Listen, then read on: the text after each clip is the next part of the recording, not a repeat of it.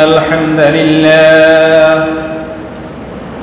الحمد لله نحمده ونستعينه ونستغفره ونعوذ بالله من شرور أنفسنا ومن سيئات أعمالنا من يهده الله فلا مضل له ومن يضلل فلا هادي له ونشهد أن لا إله إلا الله وحده لا شريك له ونشهد أن سيدنا وحبيبنا ومولانا محمدا عبده ورسوله الذي أرسله بالحق بشيرا ونذيرا وداعيا إلى الله بإذنه وسراجا وقمرا منيرا فقد قال الله تعالى في كلامه المجيد وفرقانه الحميد أعوذ بالله من الشيطان الرجيم بسم الله الرحمن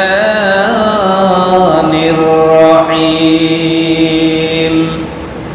إن الله وملائكته يصلون على النبي يا أيها الذين آمنوا صلوا عليه وسلموا تسليما اللهم صل على سيدنا مولانا محمد وعلى آل سيدنا مولانا محمد اللهم سيدنا مولانا محمد وعلى آل سيدنا مولانا محمد بلغ العلا بكماله كشف الدجى بجماله سنت جميع خصاله صلوا عليه وآله بلغ العلا بكماله كشف الدجى بجماله حسنت جميع خصاله صلوا عليه وآله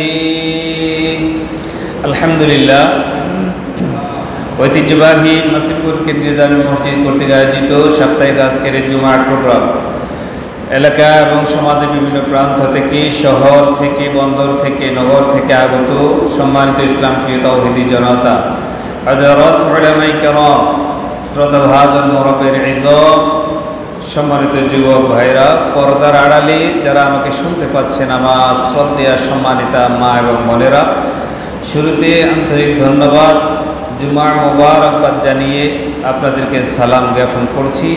আসসালামু আলাইকুম ওয়া রাহমাতুল্লাহি তাআলা ওয়া বারাকাতুহু।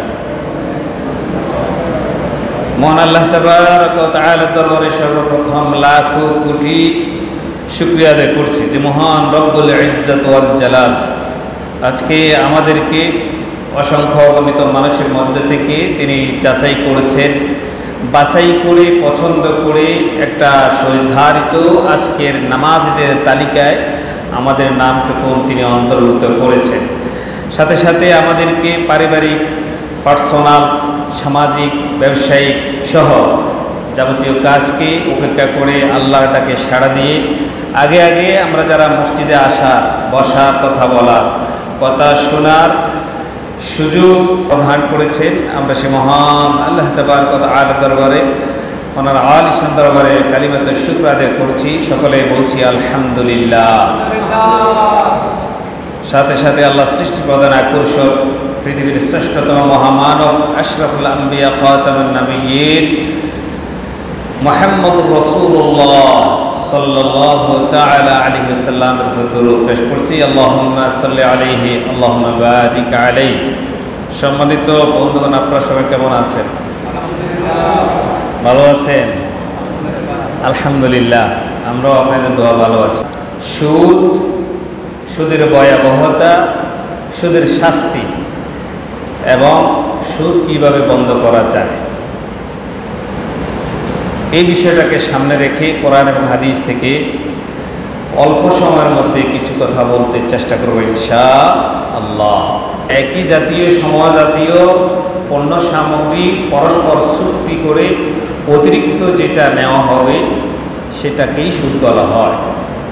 সুদ এমন একটা বিষয় যেটা ধনীকে ধনী বানায়, গরিবকে আরো গরিব করে দেয়। এই সুদের মাধ্যমে ধনী ব্যক্তি ধনী হতে থাকে, আর যিনি অভাবী, গরিব, সে শুধু গরিবই হয়। সুদ খাওয়াকে আল্লাহ হারাম কেন করেছেন? আল্লাহ এটাকে কেন হারাম করলেন?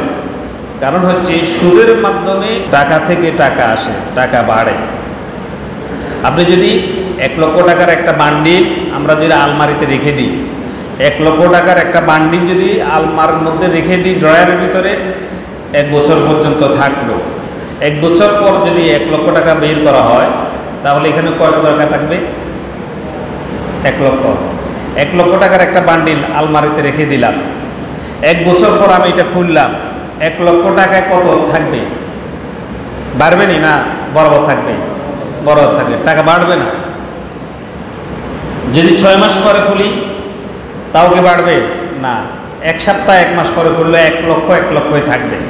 এটাকে যদি বাড়াইতে হয়, এটার সাথে শ্রম যুক্ত হতে হবে, কষ্ট যুক্ত হতে হবে। শ্রম, ঘাম, কষ্ট, এগুলো, মেধা, এগুলো যুক্ত হলেই তারপর এখান থেকে টাকা বাড়বে। সুদটা হচ্ছে এমন, টাকার ভিতর থেকে টাকা আসে। 1 লক্ষ টাকা দিলেন, বললেন 1,20,000 টাকা দিবা, 1 লক্ষ টাকা থেকে 1,20,000 টাকা। এটা কেমন করে, এটা কিভাবে সম্ভব? এই জন্য বলছে এটা হারাম। টাকার ভিতর থেকে টাকা আসবে না। টাকার সাথে যতক্ষণ না শ্রম, ঘাম, মেধা, কষ্ট যুক্ত না হবে, ততক্ষণ পর্যন্ত যদি বলে ধরো তোমাকে দিলাম 10,000 টাকার একটা বান্ডিল, তুমি মাস শেষে আমাকে দিবে 10,500 টাকা। 10,000 টাকা থেকে 500 টাকা চুক্তি করে নিয়ে নিলাম, প্রতি মাসে এখন 500 করে হয়। 2 মাস দিতে ফেললো না, জমা হয়ে গেল 1,000 টাকা। 4 মাস দিতে পারে না, জমা হয়ে গেল 2,000 টাকা, 10,200। তখন বলছে তুমি এখন সুদ চালাও, মূলটা থাক, 10,000 টাকা দেওয়ার দরকার না, সুদ চালাও। যত 1 মাস দিতে পারে না তত মাসের সুদ যোগ হচ্ছে, ঠিক কিনা বলেন? এখন হতে হতে হতে হতে 10,000 টাকার যে মূলধন, সুদও হয়ে গেছে 10,000 টাকা। এখন সুদে 10, আসলে 10 হয়েছে কত? 20।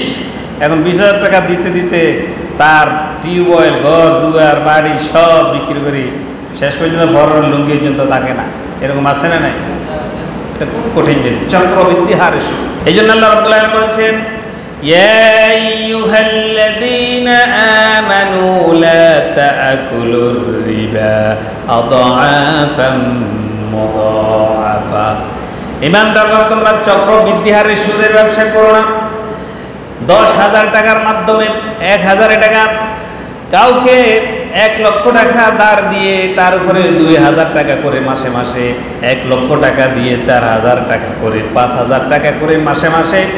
1 মাস দিতে না পারলে 10,000 টাকা জমা হয়ে যায়, 2 মাস দিতে না পারলে 15,000 টাকা। এইভাবে করে টাকার উপরে টাকা চক্রবৃদ্ধি হারে তোমরা সুদের কাজ কারবার করিও না। বলেছেন কে?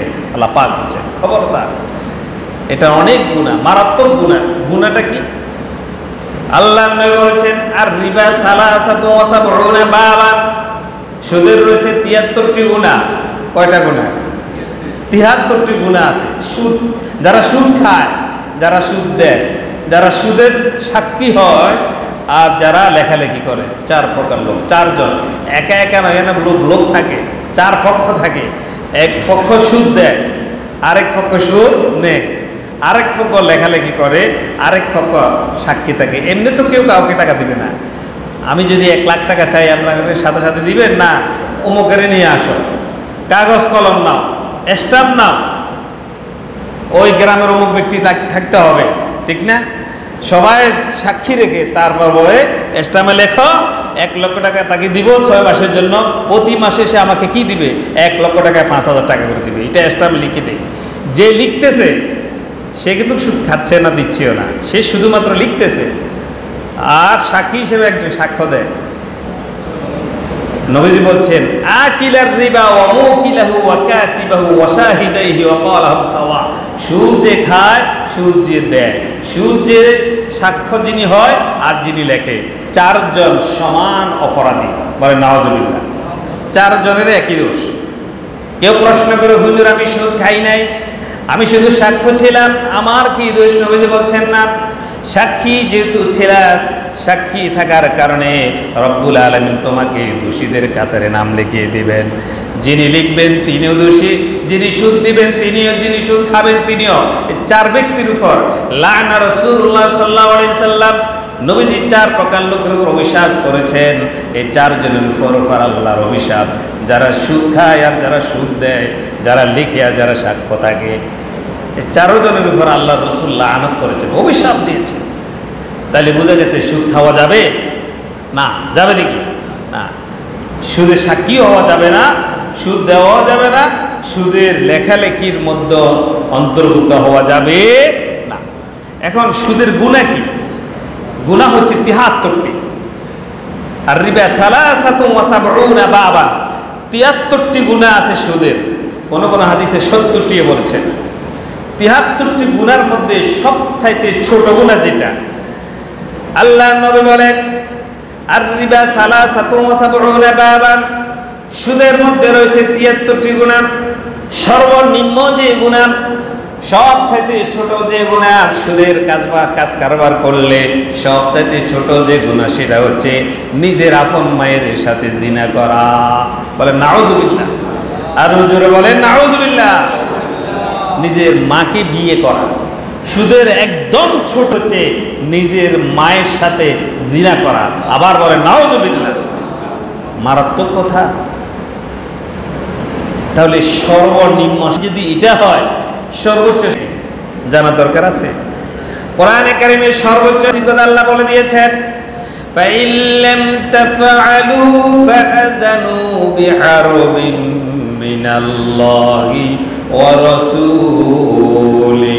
আল্লাহ রাব্বুল আলামিন বলেন, فَإِن لَّمْ تَفْعَلُوا, যারা সুদের কাজ কারবার ছাড়বে না, যারা সুদের লেখালেখি ছাড়বে না, যারা সুদের সাক্ষী হওয়া ছাড়বে না, যারা সুদ দেওয়া ছাড়বে না, আল্লাহ এবং তার রাসূলের সাথে যুদ্ধ করা। আল্লাহ আর তার রাসূলের সাথে যুদ্ধের প্রস্তুতি নাও যারা সুদ খাও। আল্লাহ আর রাসূল একদিকে, আর সুদখোর যারা তারা একদিকে। তাহলে যুদ্ধ লাগলে জিতবে কে? সুদখোর কি জিতবে না? এটাকে পারবে আল্লাহর পক্ষে? আল্লাহর সাথে যুদ্ধ করা সম্ভব? কিছুদিন আগে যে বন্যা দিল, এটা কার ইশারা হয়েছে? তা আমরা কয়জন এটাকে টাকাল দিতে পারছি? ঘরের পানি কি বন্ধ রাখতে পারছেন? রাস্তার পানি বাদ দিয়ে রাখা যাবে? যাবে বলেন? অনেকের বাড়িতে জীবনও পানি উঠে নাই, তারা কোনোদিন কল্পনাও করেন আমাদের ঘরে পানি উঠবে। এরকম অনেক জায়গায় পানি উঠে গেছে, ওঠে নাই। এটা সবগুলো শুধু বন্যা নয়, এটা শাস্তিও বটে, ঠিক কিনা বলুন? তা আল্লাহর সাথে যুদ্ধ করা তো কোনোদিনই সম্ভব নয়। 10 মিনিটের ঘূর্ণিঝড় যদি আল্লাহ দেয়, সুনামি যদি আল্লাহ দেয়, 1 মিনিটে লাখ লাখ লোক দুনিয়া থেকে খতম হয়ে যেতে পারে। এই জন্য আল্লাহ বলছেন, তোমরা যারা সুদ খাও, যারা ঘুষ খাও, যারা সুদ খাও, তোমরা আমি আল্লাহ আর রাসূলের সাথে যুদ্ধের প্রস্তুতি নাও। তার মানে হচ্ছে এটা সবচেয়ে একটা বড় ধমক। আল্লাহ রাসূলের সাথে যুদ্ধ করা কোনোদিন সম্ভব নয়। আল্লাহর সাথে যুদ্ধ করার জন্য এসেছিলেন আব্রাহাম, وأرسل عليهم طيرا أبابيل কাবা শরীফকে ধ্বংস করার জন্য আসহাবুল ফিল কাবা শরীফকে ধ্বংস করার জন্য আসছিল। কাবা শরীফের যিনি দায়িত্বে ছিলেন নবীজির দাদা আব্দুল মুত্তালিব, তিনি কাবা শরীফের দরজার মধ্যে চাবি রেখে দিয়ে চলে যাচ্ছেন। তিনি বলছেন, আল্লাহ এটা তোমার ঘর, আমি চাবি রেখে দিয়ে চলে যাই, যেভাবে সৈন্যবাহিনী নিয়ে আসছে তোমার ঘর ধ্বংস করে ফেলবে আমার পক্ষে সম্ভব নয়, তুমি আল্লাহ তোমার ঘরকে রক্ষা করবা। দূর থেকে যখন হাতি বাহিনী নিয়ে, হাতি আর সৈন্য সামন্ত নিয়ে কাবা ঘর ধ্বংস করার জন্য আসলো, আল্লাহ রাব্বুল আলামিন আরশ থেকে তিনি তার সেনাবাহিনী পাঠিয়ে দিলেন। ওয়ারসালা আলাইহিম তায়রান আবাবিল, আবাবিল পাখি পাঠালেন আল্লাহ। এক একটা পাখির মুখে ছিল ছোট ছোট একটা পাথর। যত সৈন্যবাহিনী আসছে কাবাকে ধ্বংস করার জন্য প্রত্যেকের মাথার উপর একটা একটা পাথর আল্লাহ ফালাই দিলেন। ফাজআলাহুম কাআসফিম মাকুল, পাথর যদিও ছোট কিন্তু আকাশ আর জমিনের চাইতে ভারী ছিল। বলে সুবহানাল্লাহ। যার মাথার উপর পড়ছে সে গরু যে ঘাস খায়, গরু ঘাস খাই সাবাইয়া সুবাইয়া জিব্বা থেকে মাঝে মধ্যে বের করে দেখেন না, ঘাস আর ঘাস থাকিনি, এইটাকে একেবারে আলু ভর্তার মতো করে ফেলে। আল্লাহ বলছেন কাসফিম মাকুল, ওই একটা পাথর তাদের মাথার উপর পড়ার সাথে সাথে একবারে চাবানো চর্বিত ঘাসের ছাইতে তারা দূর হয়ে গেছে। বলে সুবহানাল্লাহ। আল্লাহর সাথে যুদ্ধ কিভাবে সম্ভব? কোনো দিনই সম্ভব নয়। অথচ আল্লাহ বলছেন তোমরা যারা সুদ ছাড়বে না, যারা সুদের কাজ কারবার করে যাবা, তাহলে তোমরা আমি আল্লাহর সাথে আর আমার রাসূলের সাথে যুদ্ধের জন্য প্রস্তুতি গ্রহণ করো। আল্লাহ নবী বলেন, কে যদি জেনে শুনে ইচ্ছা করে, না জেনে খাইলে এটার এক হিসাব। আমি বুঝি নাই, জানি নাই সুদ কি জিনিস, এটা খেলে কি হবে না হবে, যার কোনো জ্ঞানে নাই, জানে নাই, তার সাথে আল্লাহর আরেকটা হিসাব আছে। কিন্তু নবীজি বলছেন যে ব্যক্তি জেনে শুনে, এই ব্যক্তি জেনে শুনে ইচ্ছা করে 1 দিরহাম সুদ খেলো, 1 দিরহাম, এটা আরবি মুদ্রার নাম হচ্ছে দিরহাম, বাংলাদেশি মুদ্রাকে বলে টাকা। আমরা দেশের মুদ্রাকে কি বলি? টাকা। কথাও বলে দিরহাম, কথাও বলে দিনার, কথাও বলে রিয়াল, কথা বলে রিঙ্গিত, আছে না নাই, ইউরো, বিভিন্ন ধরনের নাম আছে। 1 দিরহাম ধরে নেন 1 টাকার মতো।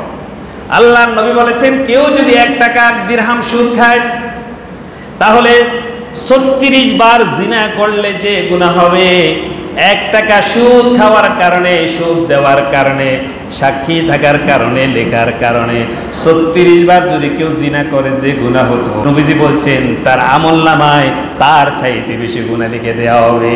নাউজুবিল্লাহ বলেন। 36 বার জিনা করলো, বলছে অত গুনাহ নয় যত গুনাহ 1 টাকা সুদ খাইলে। কত ভয়ানক একটা কথা। এরকম 36 বার যদি জিনা করা হয়, নবীজি বলছেন তার চাইতে জঘন্যতম হচ্ছে 1 টাকা 1 দিরহাম সুদ খাওয়া।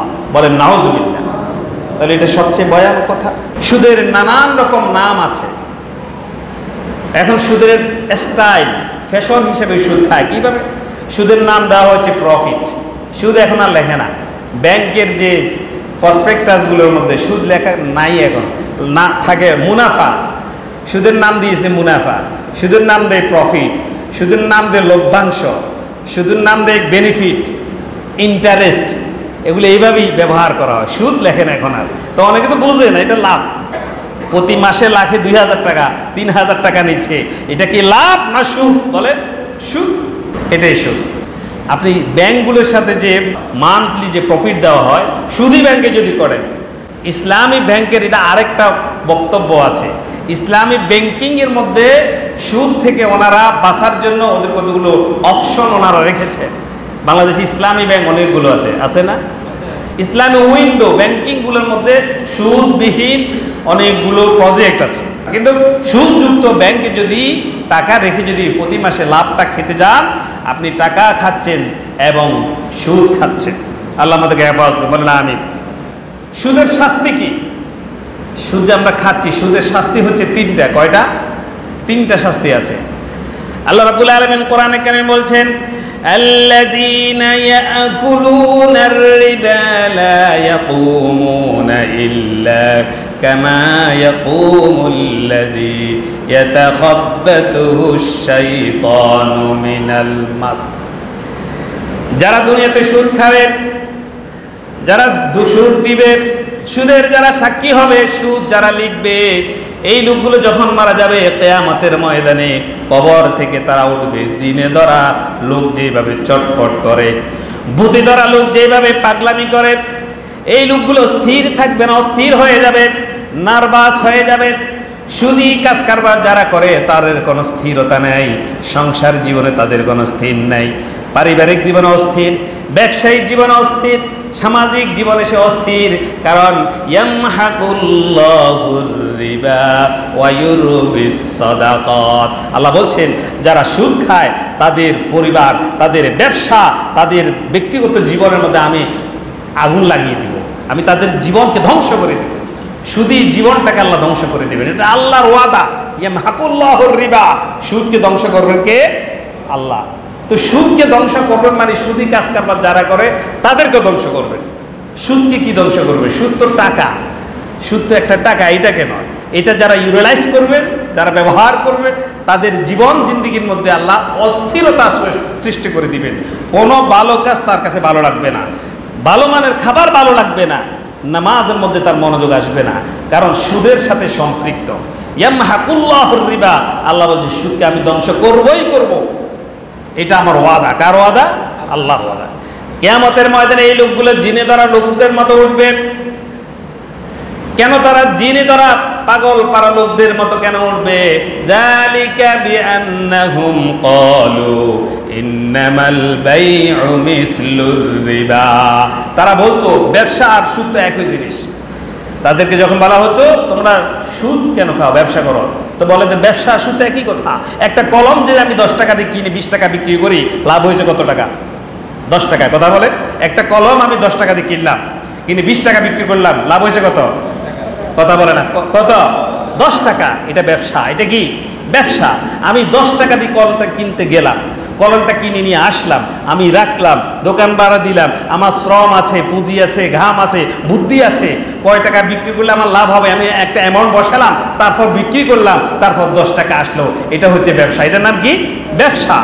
আর আমি 100 টাকা দিলাম, 100 টাকা দিয়ে বললাম আমাকে 10 টাকা দিবে তুমি, 100 টাকা ধরাই দিয়ে 10 টাকা নিলাম তার থেকে। এটা কেন বুদ্ধি? এখানে কোনো পরিশ্রম নাই, এখানে কোনো শ্রম নাই, গাম নাই, 100 টাকা দিয়ে 10 টাকা নিয়ে নিলাম, এটা হচ্ছে সুদ। এটা কি? সুদ। তো তারা বলে 100 টাকা দিয়ে 10 টাকা নেওয়া যেমন 10 টাকার কলম দিয়ে 20 টাকা নেওয়া তো সমান। আল্লাহ বলছেন না, আল্লাহ বলছে এই সমান করে তোমরা থাকার কারণেই কিয়ামতের ময়দানে আল্লাহ তোমাদেরকে জিনে ধরা পাগলের মতো লোকের মতো তারা কিয়ামতের ময়দানে উঠবে, অস্থির ছুটাছুটি করবে, এদিক সেদিক ছুটাছুটি করবে। তাহলে সুদের প্রথম শাস্তি হচ্ছে কিয়ামতের ময়দানে কবর থেকে তারা অস্থিরভাবে উঠবে, জিনে ধরা লোকের মতো। শয়তানে স্পর্শ করলে যারা পাগলের মতো উদ্ধব হয়, কিয়ামতের ময়দানে তারা সেভাবে উঠবে। 1। 2 নম্বরে বিশ্বনবী বলছেন, একদিন আমাকে স্বপ্নে দেখানো হলো, আল্লাহ নবী বলেন আমি স্বপ্নে দেখলাম কিছু লোকের পেটটা হচ্ছে বিশাল বড় গড়ের মতো, পেটগুলো অনেক বড় বড়, সে পেটের ভিতরে বিষাক্ত সাপ দেখা যাচ্ছে, পেটের সাপগুলো বাহির থেকে দেখা যাচ্ছে, সাপগুলো তাকে আক্রমণ করছে পেটের ভিতরে। বিশ্বনবী জিবরাইলকে বললেন, মানহা উলাইয়া জিবরাইল, ও জিবরাইল এই লোকগুলো কারা? জিবরাইল আলাইহিস সালাম বললেন, হা উলাই আকালাতুর রিবা, এরা হচ্ছে আপনার উম্মতদের মধ্যে যারা সুদ খেয়েছে তাদের দল। নাউজুবিল্লাহ। পেটটা বড় হয়ে যাবে, বিশাল বড় পেট হয়ে যাবে, পেটের ভিতরে সাপ, বিষাক্ত সাপ আপনাকে আক্রমণ করবে। জিবরাইলকে বললে, ইয়া জিবরাইল এটা কারা, এদের অবস্থা কেন? জিবরাইল বলছে এটা হচ্ছে আপনার উম্মত, তারা যারা দুনিয়ার জীবনে সুদ খেয়েছে, সাক্ষ্য দিছে, লিখছে, সাপোর্ট দিছে, এই লোকগুলা। 2 নম্বর শাস্তি। 3 নম্বর শাস্তি কি নবীজি বললেন? আমি যখন মেরাজে গেলাম, মেরাজে যাওয়ার পর আমি সেখানে দেখতে পেলাম রক্তের একটা নদী। কিসের নদী? রক্তের নদী। যে নদীর মধ্যে কোনো পানি নাই, সবগুলো হচ্ছে রক্ত আর রক্ত। কিছু লোক সেই নদীর মধ্যে সাঁতার কাটতেছে, রক্তের নদীর মধ্যে কিছু লোক সাঁতার কাটে, বাঁচার জন্য চিৎকার দিয়ে দিয়ে তারা কিনারে যখন আসতে থাকে, পাশে ফেরেশতারা বড় বড় পাথর নিয়ে ফেরেশতারা বসা থাকে। ওই লোকগুলো যখন বাঁচার জন্য কিনারে আসে, ফেরেশতারা পাথর খণ্ড নিয়ে ওই লোকগুলোর মুখের মধ্যে নিক্ষেপ করে, মুখটা চূর্ণ বিচূর্ণ হয়ে যায়, চিৎকার করতে করতে তারা আবার সাঁতার কাটতে কাটতে রক্ত নদীর মাঝখানে চলে যায়।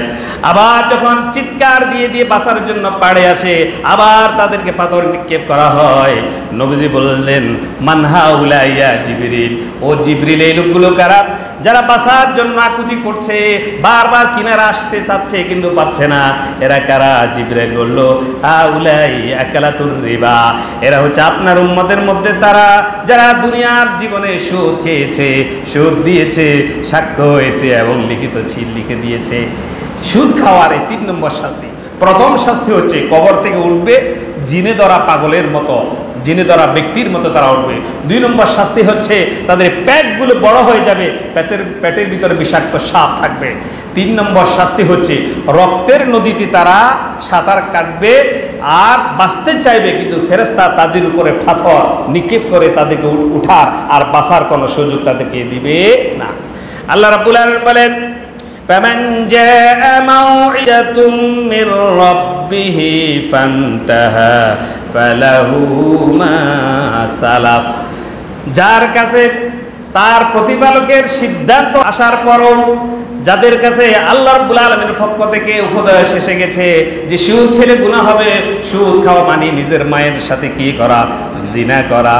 এই ঘোষণা যারা জানছে, আজকে যারা এখানে আছেন সবাই কিন্তু জানছেন, যারা জানেন নাই তাদের হিসাব ভিন্ন। আর যারা মাউইজাতুম মির রাব্বিহি, আল্লাহর পক্ষ থেকে উপদেশ আসার পর ফান্তাহা, যারা বলে আজকে থেকে আমি আর সুদ খাবো না, এই মুহূর্ত থেকে আমি সিদ্ধান্ত নিলাম সুদ ছেড়ে দিব, সুদ আর খাবো না, আল্লাহ পাক বলছেন মা সালাফ, তাহলে অতীতে সুদ খেয়ে সে যা অর্জন করেছে সেটা তার জন্য আল্লাহ জায়েজ করে দিয়েছে। বলে সুবহানাল্লাহ। আগে সে জানে নাই, বুঝে নাই, এখন সে জেনেছে যে সুদের এত বড় গুনাহ, এত পাপ, সুতরাং সে সুদ খেয়ে অতীতে তার গাড়ি করে ফেলেছে, সুদ খেয়ে সে ঘর দুয়ার করেছে, সে জায়গা জমি ক্রয় করেছে, তার অনেক কিছু হয়ে গেছে। আল্লাহ বলছে এই মুহূর্তে জানার পর সে যদি বলে ফান্তাহা, আমি এটা ছেড়ে দিলাম, আল্লাহ বলছে তাহলে আমিও ওয়াদা দিলাম মা সালাফ, আজকের এই পর্যন্ত তোমার যা কিছু সুদীভাবে অর্জন করেছ সবগুলোকে কালো টাকা আমি সাদা করে দিয়েছি। বলেন সুবহানাল্লাহ। ইসলাম কি সুন্দর সুযোগ আল্লাহ করে দিয়েছেন, ফালাহু মা সালাফ, যা হয়ে গেছে হয়ে গেছে, যা সেটা লাগবে না, তবে এখন ছেড়ে দেওয়ার সিদ্ধান্ত নিতে হবে। সুযোগ ইসলাম দিয়েছে কি দেয় নাই? দিয়েছে। এখানে আল্লাহ বলছেন সুদী কাজ কারবার করতে করতে করতে করতে তার গাড়ি বাড়ি জমিন সব কিছু হলো, একটা সময় সে জানছে যে হায় রে এটা তো সুদ, আমি তো এখন বুঝলাম যে এটা অন্যায় হয়েছে, না আমি আর এর সামনে যাব না, এখানে আমার বন্ধ, স্টপ। আল্লাহ বলছে ফালাহু মা সালাফ, তুই যে এই জায়গায় এসে বন্ধ করে দিয়েছিস, তোর অতীতে যা কিছু হয়েছে সব কিছুকে আমি জায়েজ করে দিলাম। বাহ, সুবহানাল্লাহ। আল্লাহ বলছে আর যখন তুই সিদ্ধান্ত নিবি না সামনের দিকে, তো যেটা হয়েছে সেটা হয়ে গেছে, সেটার জন্য তোকে আর পাকড়াও করা হবে না। দেখেন আল্লাহ ইচ্ছা করলে সেটাও বাতিল করে দিতে পারতেন, অবৈধ করতে পারতেন না, বলছেন না তুমি তো জানাও নাই। কিন্তু যদি ওয়ামান আদা, কিন্তু কেউ যদি আল্লাহর আদেশ জানার পরে, সুদের শাস্তি জানার পরে, সুদের গুনাহ জানার পরে, সুদ খেলে কি অপকর কি হবে, কি ধ্বংস হবে, কি বিপদ হবে সেটা সে জানছে, ওয়ামান আদা, জানার পরও সে আবার খাওয়া শুরু করছে, জানিয়ে শুনে সে আবার খাইতে শুরু করলো। আল্লাহ রাব্বুল আলামিন বললেন ফাউলাইকা আসহাবুন নারি হুম ফিহা খালিদুন। আল্লাহ পাক বলছে তাহলে সোজা সে আল্লাহর জাহান্নামে চলে যাবে। বলে নাউজুবিল্লাহ। সে তো জেনে শুনে এখন শুরু করছে, আর জেনে শুনে 1 টাকা 1 দিরহাম সুদ খাওয়া মানে হচ্ছে 36 বার জিনার চাইতেও কি মারাত্মক। এখন আপনারা এখানে এই মসজিদে যারা আছেন, আমি যে মেসেজ আপনাদেরকে দিলাম সূরা বাকারা 275 নম্বর আয়াতের মেসেজ, যে সুদ হারাম, ব্যবসা হালাল, সুদ খাইলে মায়ের সাথে জিনা করার গুনাহ, সুদ খাইলে 36 বার জিনার সাথে গুনাহ, সুদ খাইলে আল্লাহর সাথে যুদ্ধ করার প্রস্তুতি নিতে হবে, আর সুদী ব্যক্তির পেটের মধ্যে সাপ থাকবে, সুদী ব্যক্তি কবর থেকে জিনে ধরা ব্যক্তির মতো উঠবে, সুদী ব্যক্তি রক্ত নদীর মধ্যে সেখান থেকে বাঁচার জন্য চিৎকার করবে। এই বিষয়গুলো আপনারা জানছেন কিনা বলেন? এখন আপনারা দায় সারাতে পারবেন না আল্লাহর কাছে। এখন থেকে যদি আবার নতুন করে বলেন এত টাকা এত কিছু কেমনে ছাড়ি, আর কিছুদিন না হলে করি না, পরে ছাড়ি দিব, আল্লাহ বলছেন ওয়ামান আদ ফাউলাইকা আসহাবুন নার, জাহান্নামীদের তালিকায় আর দেরি নয়, সাথে সাথে তোমার নাম লিখে দিব। বলে আউযুবিল্লাহ। তারপর আল্লাহ বলছেন ইয়া আইয়ুহাল্লাযীনা আমানুত্তাকুল্লাহা ওয়া যারু মা বাকিয়া মিনার রিবা ইন কুনতুম মুমিনিন। আল্লাহ বলছেন তুমি যদি নিজেকে ঈমান দাবি করো ঈমানদার, তাহলে সুদ তুমি ছেড়ে দাও, অবশিষ্ট যে সুদ তোমার বাকি আছে সেখান থেকে তুমি ছেড়ে দাও যদি তুমি ঈমানদার হও। আমরা যারা এখানে আছি আমরা কি কাফের না ঈমানদার বলেন? আমরা এখন কি ঈমানদার না কাফের? ঈমানদার। সবাই বিশ্বাস করে ঈমানদার কাকে বলে। এক সাহাবী আসে বলছেন নবীজিকে, ইয়া রাসূলুল্লাহ আমি যে একজন মুমিন এটা আমি বুঝবো কেমন করে? নবীজি তাকে একটা ফর্মুলা দিয়েছেন, তুমি এইভাবে বুঝবা, তোমার ভালো কাজ যদি তোমাকে আনন্দ দেয়, তোমার মন্দ কাজ যদি তোমাকে পীড়িয়ে দেয়, কষ্ট দেয়, তাহলে বুঝবা তুমি মুমিন। বলে সুবহানাল্লাহ, কি সুন্দর সংজ্ঞা। তোমার ভালো কাজ, যত ভালো কাজ তুমি করো, তোমার ভালো কাজ যদি তুমি আনন্দ পাও, তৃপ্তি পাও, তোমার ভালো কাজ যদি তোমাকে আনন্দ দেয়, আর তোমার মন্দ কাজ, গুনাহের কাজ, পাপের কাজ, অন্যায়ের কাজ যদি তোমাকে বেদনা দেয়, তোমার আত্মতৃপ্তি লাগে না, বিরক্ত মনে হয়, মনে হয় খারাপ করলাম, ভালো লাগছে না, এক ওয়াক্ত নামাজ মিস হয়ে গেছে, সারাদিন চটপট করতেছিস, কেন যে জমাটটা হারালাম, কেন যে হারালাম, আসেন এরকম লাগে না? এক ওয়াক্ত মিস গেলেই কি যে অবস্থা হয়ে যায়। নবীজি বলছেন তোমার মন্দ কাজ যদি তোমাকে দুঃখ দেয় তাহলে বুঝবা যে তুমি মুমিন। মানে সুবহানাল্লাহ। এই জন্য যদি মুমিন হও, আল্লাহ বলছে সুদ ছেড়ে দাও। এখন এই সুদ থেকে বাঁচার উপায় কি? ইসলাম শুধু বলছে না যে সুদ ছেড়ে দাও, সুদ থেকে বাঁচার জন্য আল্লাহ সেখানে কন্ডিশন দিয়েছেন। সুদ থেকে বাঁচার জন্য উপায় হচ্ছে ব্যবসা করা আর কর্জে হাসানা দেওয়া, দুইটা জিনিস। এক নম্বর আল্লাহ বলছেন ব্যবসা করো, ওয়াহাল্লাল্লাহুল বাই, ব্যবসাকে আল্লাহ হালাল করে দিয়েছেন, ওয়াহাররামার রিবা, সুদকে হারাম। ব্যবসা কেমন করতে হবে? 3 নিয়মে ব্যবসা করতে হবে, 3 সিস্টেম, মুশারাকা, মুদারাবা, মুরাহাবা। ব্যবসায় সিস্টেম কয়টা? যতগুলো ইসলামী ব্যাংক আছে সারা বিশ্বে তারা যত ব্যবসা করে পাবলিকের সাথে, তাদের সিস্টেম হচ্ছে মাত্র 3টা। আল মুশারাকা প্রথম, আল মুদারাবা, আল মুরাবাহা। মুশারাকা কি? অংশগ্রহণমূলক ব্যবসা, পার্টনারশিপ ব্যবসা। একা একা অনেক সময় ব্যবসা করা যায় না, কয়েকজন মিলে অথবা 2 জন মিলে পার্টনার ব্যবসা। আমার 6 লক্ষ টাকা, আপনার আছে 4 লক্ষ টাকা, আমরা 10 লক্ষ টাকা দিয়ে একটা ব্যবসা শুরু করলাম। আমরা চুক্তি করলাম যা লাভ হবে, আমার যেহেতু 6 লক্ষ টাকা, আমি 60% লাভ নিব, আর ওনার যেহেতু 4 লক্ষ টাকা, উনি 40% লাভ নিবে। কথা বুঝে আসছে? তার যদি লস হয়, আমার 60% লস হবে, ওনার 40% লস হবে। লাভ আর লস দুটো মেনে যেটা করা হয় সেটা হচ্ছে ব্যবসা। সেটার নাম কি? সেটার নাম কি? ব্যবসা। যদি বলা হয় না আমি লস মানবো না, আমার শুধু লাভ হতে হবে, তাহলে সেটা ব্যবসা নয়, সেটা কি? সুদ। সেটা কি? সুদ। সুদে কোনো লস নাই। শুধু কি লস আছে? আপনি 5 লাখ টাকা মাঠে দিয়ে দিয়েছেন, 5 দুগুণে 10,000 টাকা আসবে। বন্যা হোক আর গড় পুড়ি যাক, যে হোক, এটা আমার জানার বিষয় নয়। মাস শেষে 5 দুগুণে 10,000 টাকা দিয়ে ফেলতে হবে, তার কোনো লস নাই, সে লস মানতে রাজি নেই, সেটাই হচ্ছে সুদ। এই জন্য মুশারাকা মানে হচ্ছে 2 জন মিলে একসাথে ব্যবসা করা, পার্টনারশিপ।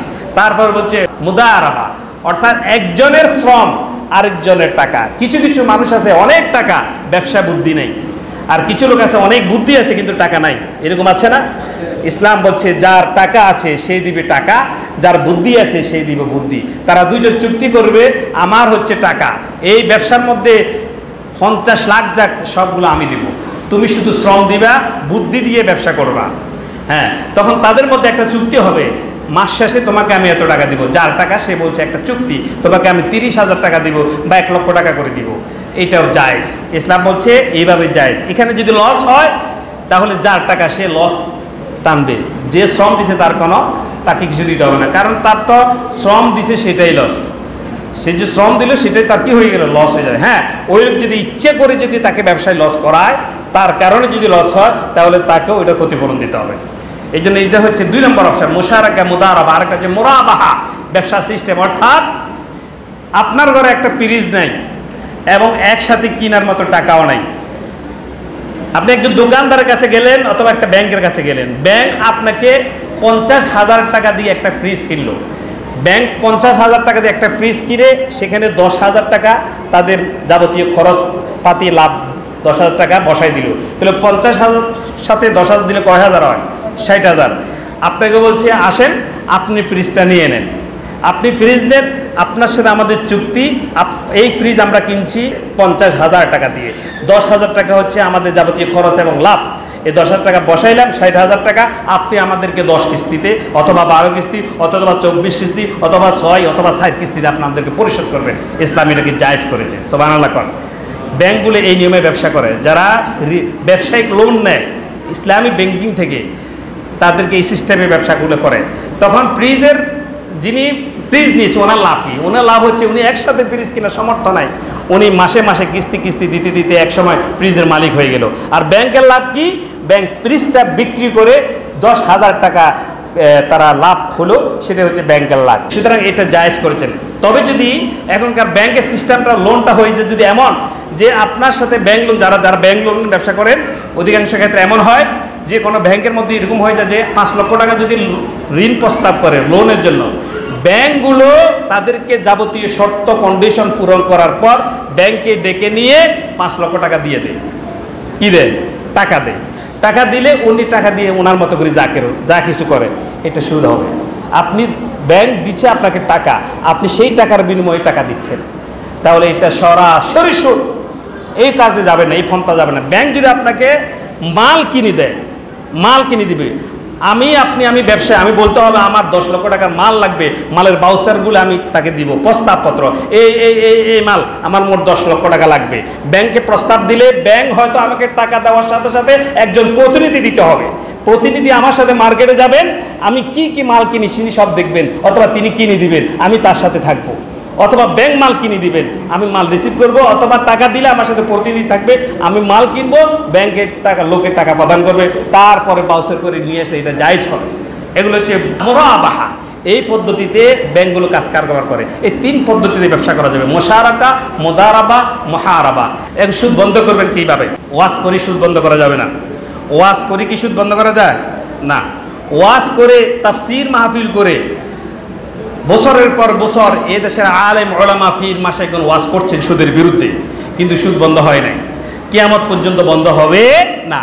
কারণ ওয়াজ করে যদি সুদ বন্ধ করা যেত, রাসূলুল্লাহ চাইতে পৃথিবীতে সবচাইতে বড় ওয়াইজিন আর কেউ নেই, আছে নাকি?